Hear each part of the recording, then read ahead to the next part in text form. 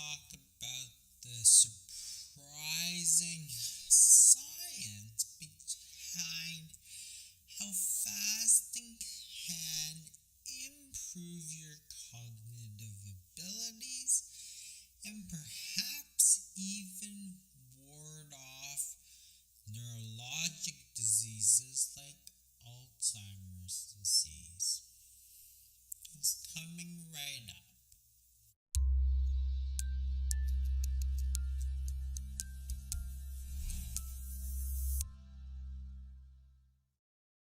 A lot of people think that in order to perform well mentally, they need to eat. People say, well, I have to work, so I have to eat. But that's not actually true. In some cases, eating makes things worse. In mammals, when we don't eat, there's two organs that are preserved beyond everything else, and that's the testes as well as the brain, because we prioritize our reproductive ability but also our brain power, because that's our main advantage against the other wild animals. So if we're cavemen, cavewomen, if we couldn't think as soon as we stopped eating, well, we'd very soon lose that advantage. And even all the way back to the ancient Greeks, all the great thinkers, great philosophers, they all fasted in order to clarify their thoughts and improve their perceptive abilities. The great mathematician Pythagoras, for example, famously asked his students to fast before coming to class because he thought that otherwise they wouldn't be smart enough in order to do the task himself. When he was trying to pass exams, he would fast. And to some extent, they thought of it as a way of diverting the blood away from the brain when you ate into your digestive system, and therefore when you didn't eat, you would leave more brain power available.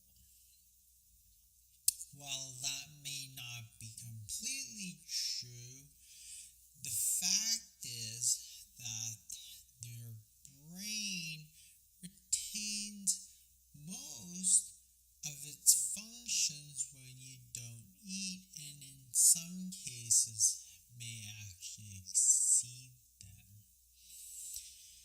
In the biography Unbroken by Lauren Hillenbrand, they talk about these Japanese prisoners of war during World War II.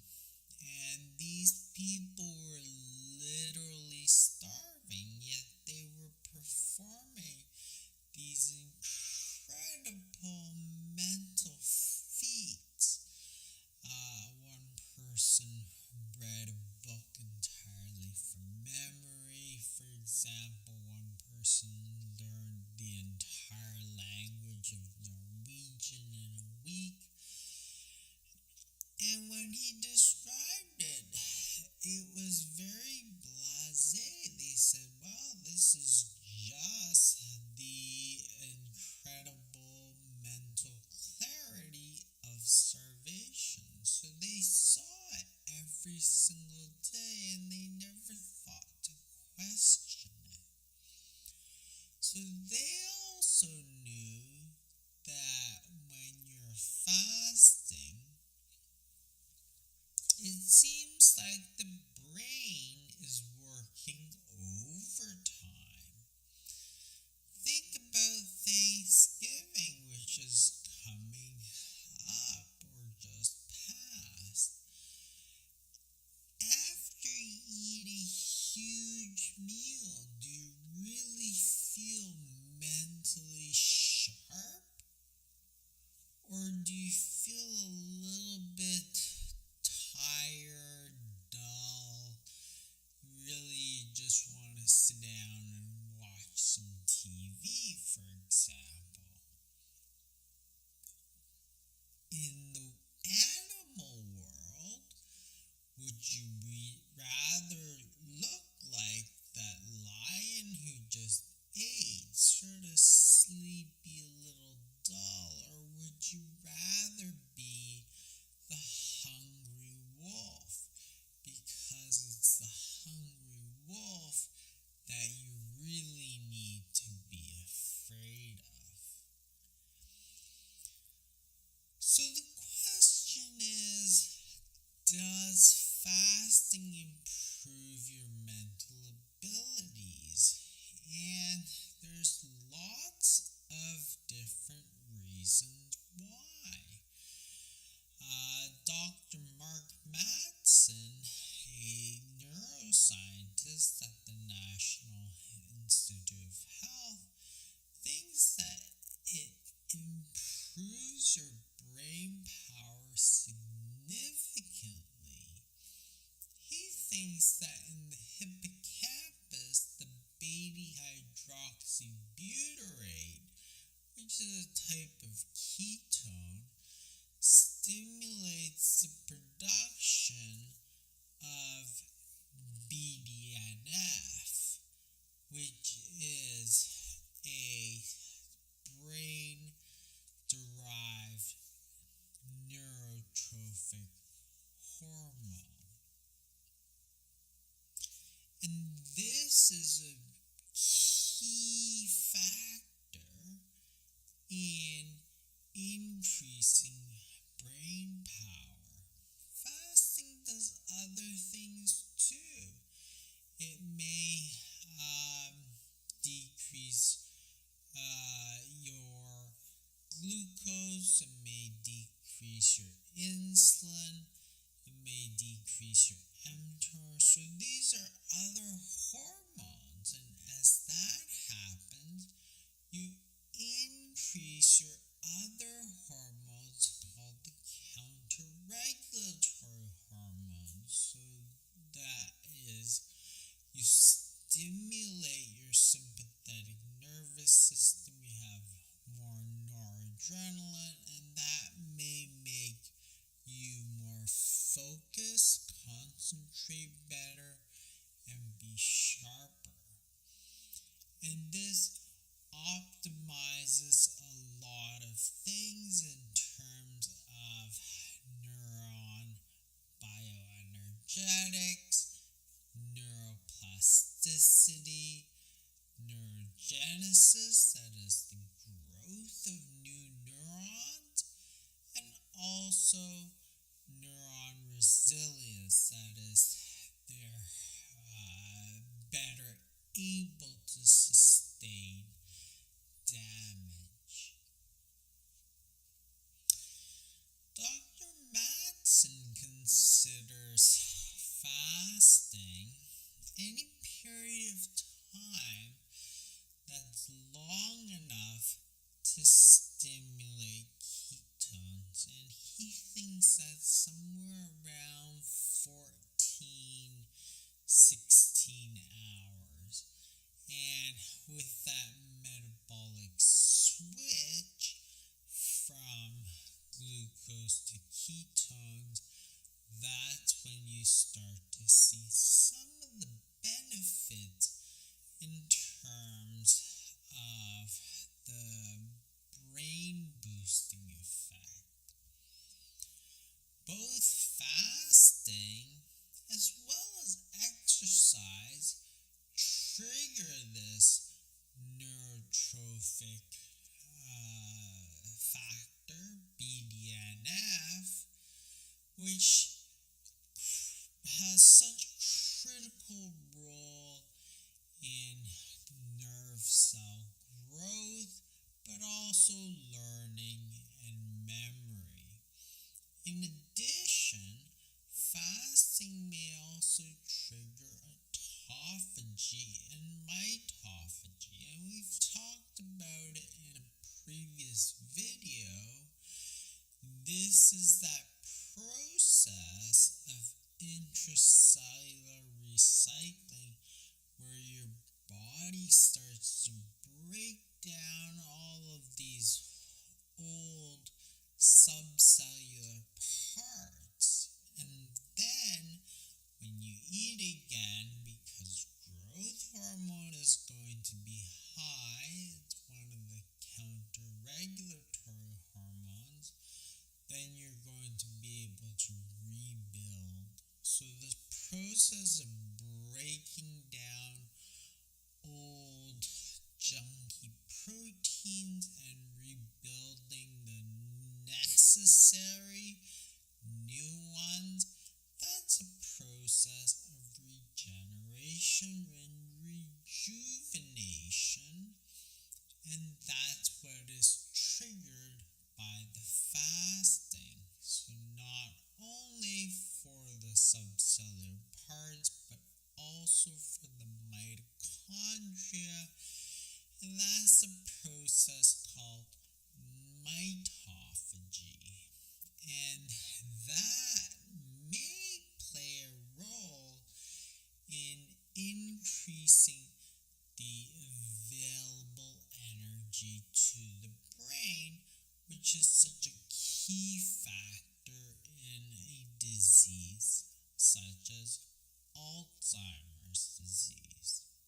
There are plenty of studies, mostly on animals, that show that fasting can actually increase the resistance of neurons against damage. There's also other studies that suggest that you can also clear out some of these proteins that are accumulating in Alzheimer's disease. For example, one of them is through autophagy, but another one might be due to this aquaporin polarity, and the clearance is through the cerebrospinal fluid. That is the fluid that bathes the brain. Because you increase the polarity of these aquaporins, these proteins, you're actually getting better flow, and therefore you're able to clear out those toxic proteins better, so that they don't accumulate to cause the brain to be sort of all gummed up. There's also studies to show that alternate daily fasting, for example, might increase heat shock protein 70, and this helps clear some of this tau and amyloid protein. So all of these studies point to the fact that there's a lot that goes on in the body when you don't eat. It's a balance. You have to feed and you have to fast when mostly concerned with growth and building because food is coming in, building blocks are coming in. But equally important is this period of fasting where your body's going to go into this sort of cleansing maintenance mode, not only for the rest of the body but for the brain too. Your body says, hey, there's no nutrients coming in, so your body starts to clear out all the unnecessary old sort of junky proteins, and this includes a lot of the other tau and amyloid protein that accumulates in amyloid disease. It increases the growth of the mitochondria and therefore provides better energetics for the brain. That is, a lot of people feel that Alzheimer's is a disease not only of this accumulation of protein, but also is not getting enough energy. The provision of these ketones may actually also increase it. In the short term, what you see is this stimulation of counter-regulatory hormones such as the sympathetic nervous system, such as noradrenaline, which is what gives people the focus and so on. So in the short term, if you have something important, if you have a big speech coming up, if you have a big presentation coming up, hey, maybe the best thing for you to do is actually do some fasting. Let your body rev itself up. In the long term, you're getting into this cleaning cycle, and by doing that on a regular basis, it's possible that you could even prevent some of these other diseases. Thanks for watching, everybody. I hope you learned something. And if you're interested in fasting, you might want to check out this other video where I talked about fatty liver disease and how you can actually reverse that whole disease as well. I'll see you next week.